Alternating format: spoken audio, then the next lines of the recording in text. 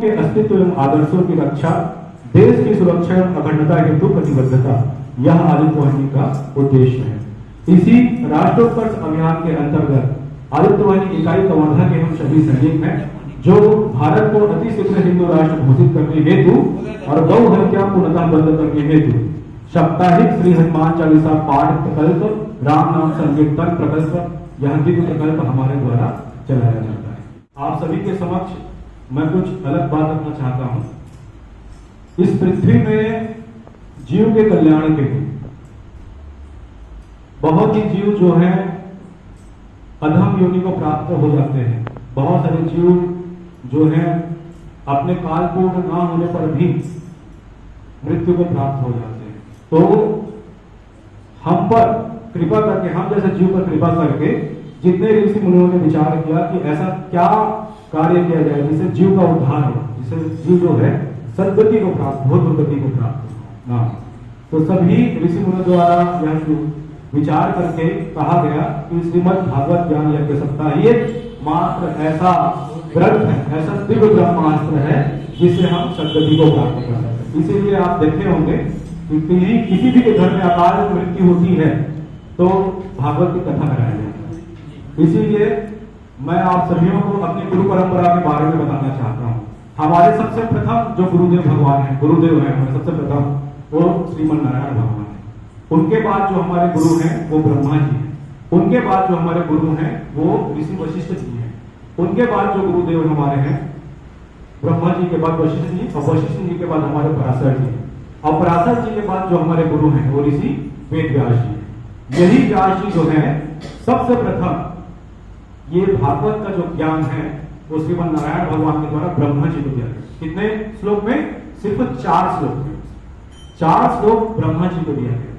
इसी 4 श्लोक का ज्ञान ब्रह्मा जी ने अपने पुत्र नारद जी को दिया गया, और नारद जी ने यही 4 श्लोक का ज्ञान व्यास जी को दिया गया। व्यास जी ने इस 4 श्लोक को इतना ज्यादा अध्ययन किया, इतना ज्यादा अध्ययन किया, इतना ज्यादा वर्णन किया इसका कि इस 4 श्लोकों का अध्ययन करते करते इस 4 श्लोकों का वर्णन उन्होंने 17,999 श्लोक 17,999 श्लोक में किया। मतलब ये 4 श्लोकों का उन्होंने इतना ज्यादा उल्लेख किया कि उस 4 श्लोक से उन्होंने उल्लेखित करके 17,999 श्लोक उन्होंने बना दिया। तब साक्षात परमपिता परमेश्वर विठ्ठल भगवान, विठ्ठल रखवाई भगवान उनके समक्ष उपस्थित होकर अंतिम का एक श्लोक उन्होंने दिया। तब जाके ये जो श्रीमद् भागवत है उसमें 18,000 श्लोक हुआ।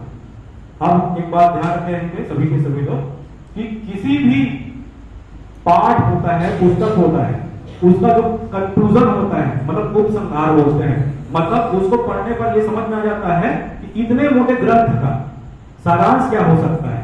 तब ऐसे ही श्रीमद् भागवत ज्ञान यज्ञ सप्ताह को साक्षात भगवान श्री कृष्ण बोलते हैं कि ये मेरी वांगमय मूर्ति है, मतलब बोलने वाली ये मेरी मूर्ति है। ये श्रीमद् भागवत ज्ञान यज्ञ सप्ताह को बोलते हैं, जिसका अंतिम श्लोक क्या है, जिसमें सारा अंतिम श्लोक क्या है, जिसमें वेद भगवान ने जो भागवत लिखी उसके अंतिम श्लोक है नाम संकीर्तनम सर्व पाप प्रणाशनम प्रणामो दुःखसमस्तम त्वं नमामि हरे परम। अब देखिए कितनी ऊंची बात।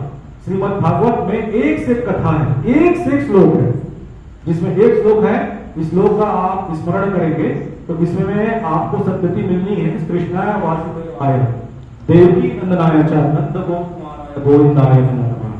इसी प्रकार से भगवान ने अंतिम श्लोक स्वयं नारायण भगवान ने अंतिम श्लोक कहा डाला नाम संकीर्तनम निश्चय सर्व पाप प्रणाशनम प्रणामो दुःखसमस्तम त्वं नमामि हरे परम।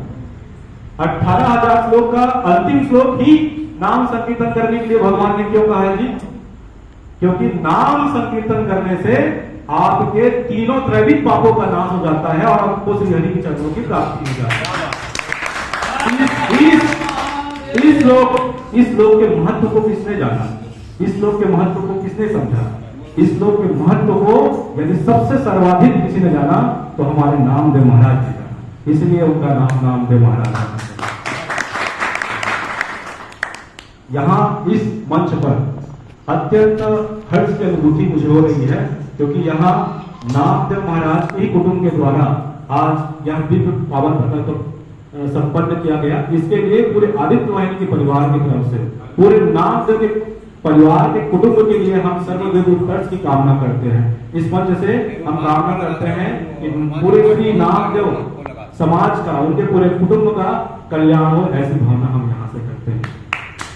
अब इस श्लोक को किसने जाना? नामदेव महाराज ने ही इस श्लोक को जाना कि नाम संकीर्तन में सर्व पाप प्रणाशनम प्रणामो दुख संगस्तम तुम नमामि हरिं परम। नाम संकीर्तन करने से सारे पापों का नाश हो जाता है और श्री हरि की चरणों की हमको प्राप्ति होती है। ऐसे दिव्य महापुरुषों के कुटुंब से आप सभी लोग हैं, आप सभी को बारंबार मैं धन्यवाद ज्ञापित करना चाहता हूँ।